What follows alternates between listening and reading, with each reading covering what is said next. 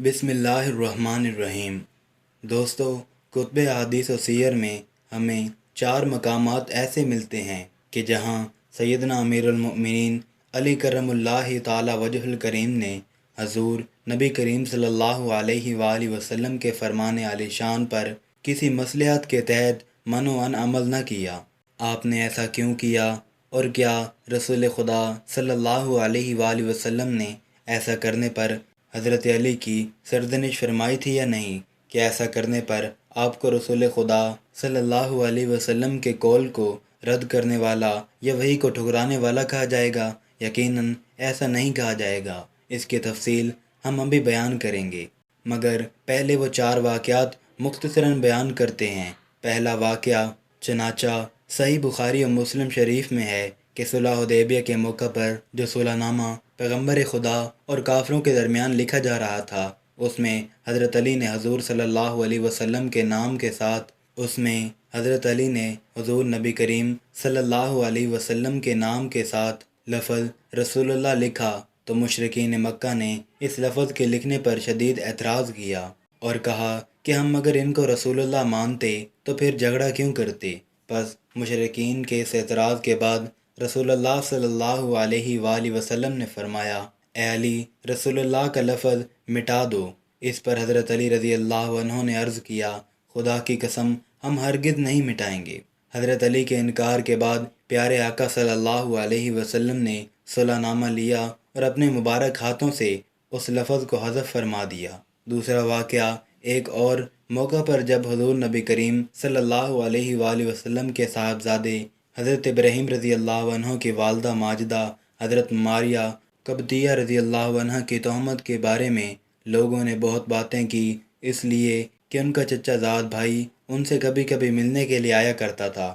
تو حضور نبی کریم صلی اللہ علیہ وسلم نے حضرت علی سے فرمایا، یعنی اس تلوار کو لے جاؤ اور اگر ماریہ کے پاس اس مرد کو پاؤ تو قتل کر دو۔ پس امیر المؤمنین حضرت علی فرماتے ہیں، یہ حکم ملتے ہی میں تلوار ساتھ لیے اس مرد کی طرف متوجہ ہوا، تو اس نے جان لیا کہ میں اس کا قصد رکھتا ہوں۔ وہ میرے پاس آیا اور کھجور کے درخت پر چڑھتے ہوئے اپنے آپ کو پیٹھ کے بل گرا دیا اور دونوں پاؤں کو اٹھا دیا۔ اسے اس حالت میں نے دیکھا تو معلوم ہوا کہ وہ مجبوب ہے، یعنی اس کے پاس مردوں جیسا کچھ نہیں ہے۔ پس میں نے اپنی تلوار میان میں واپس کر لی اور واپس جا کر سارا واقعہ حضور صلی اللہ علیہ وسلم کے سامنے گوش گزار کر دیا۔ اس پر حضور نبی کریم صلی اللہ علیہ وسلم نے فرمایا، خدا تعالیٰ کا شکر ہے کہ وہ ہمارے جملہ اہل بیت کو گندگی سے بچاتا ہے۔ تیسرا واقعہ اسی طرح ایک تیسرا واقعہ کچھ یوں ہے کہ ایک مرتبہ رسول اللہ صلی اللہ علیہ وسلم نے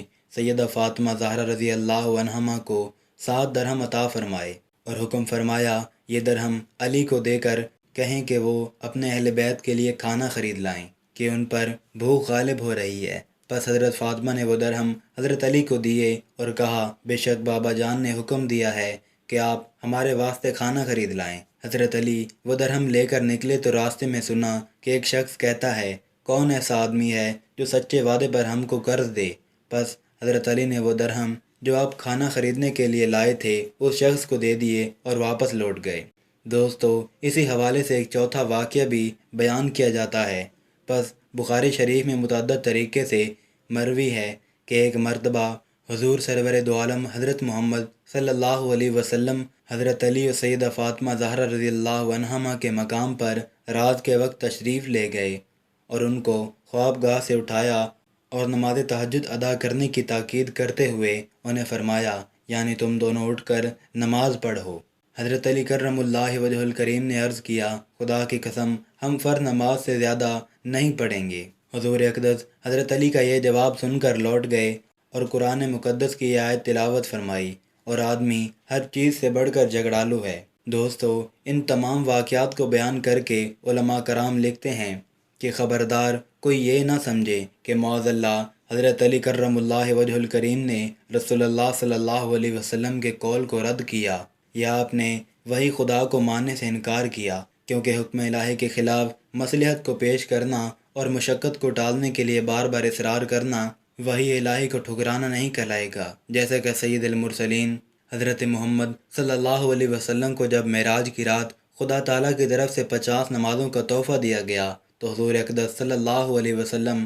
حضرت موسیٰ علیہ السلام کے مشورہ سے 9 بار خدا کی بارگاہ میں حاضر ہوئے اور عرض کرتے رہے کہ میری امت اتنی نمازیں ادا نہیں کر سکے گی۔ اگر معاذ اللہ یہ وحی کا رد ہوتا تو حضور نبی کریم صلی اللہ علیہ وسلم سے اس کا صدور ہرگز نہ ہوتا اور نہ ہی حضرت موسیٰ علیہ السلام ایسا مشورہ دیتے۔ اسی طرح جب اللہ عز و جل نے حضرت موسیٰ علیہ السلام کو حکم دیا، حضرت موسیٰ علیہ السلام کو حکم فرمایا کہ فرعون کی قوم کی طرف جاؤ، تو حضرت موسیٰ علیہ السلام نے عرض کیا، یا باری تعالیٰ، میں ڈرتا ہوں کہ وہ مجھے جھٹلائیں گے اور میرا سینہ بھی تنگی کرتا ہے اور میری زبان بھی نہیں چلتی، تو ہارون کو بھی رسول کر، اور ان کا مجھ پر ایک الزام ہے تو میں ڈرتا ہوں کہیں مجھے قتل کر دیں۔ حکم ہوا، یوں نہیں، تم دونوں میری نشانیاں لے کر جاؤ۔ یعنی قرآن مقدس کی ان آیات مبارکہ سے بھی واضح ہوتا ہے کہ خدا تعالیٰ کے حکم کے مقابلہ میں مصلحت کو پیش کرنا وحی الہی کا رد نہیں ہے، ورنہ حضرت موسیٰ علیہ السلام ہرگز اس کے مرتکب نہ ہوتے۔